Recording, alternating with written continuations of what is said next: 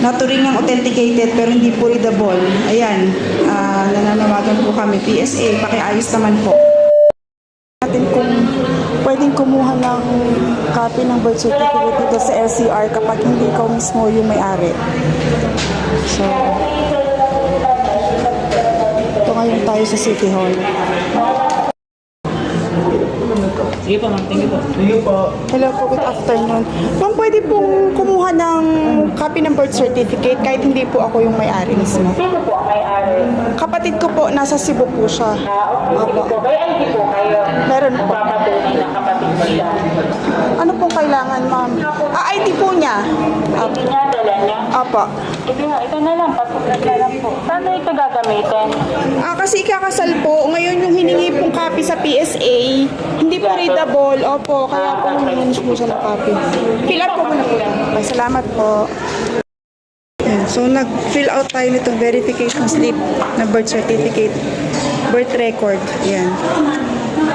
Tapos magpe-present lang ng valid ID ng requesting party, ako yon at yung kapatid ko. So meron naman tayo dito soft copy, sinend ng kapatid ko na ID niya. So yun na lang ipe-present natin.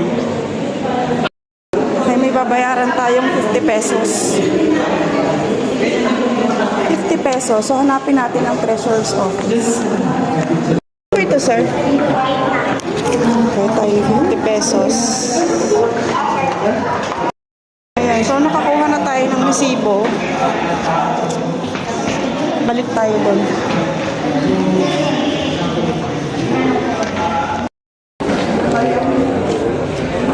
Ma'am, saan po ito ibibigay?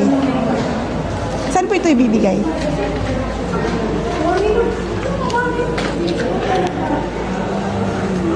Okay. Okay na po. Okay, thank you po. Salamat po. Ayan, nakakuha na tayo ng copy ng birth certificate. Hindi mo pa petition po ako ng... Yan, ang bilis lang pala kumuha. Pwede naman po pala na hindi kayo mismo yung kukuha. So, ang nangyari po kasi, kakasal yung kapatid ko, request siya ng copy sa PSA, pero yung copy po sa PSA, naturingang authenticated pero hindi po readable. Ayan, nananawagan po kami. PSA, pakiayos naman po. Kaya, ayan, hiningan po siya ng copy. Pinapunta po kami dito sa LCR para humingi ng copy ng kanyang birth certificate. So, ito, madali lang naman. Magbayad na kami ng 50 pesos. So, okay na. Mabilis lang yung process.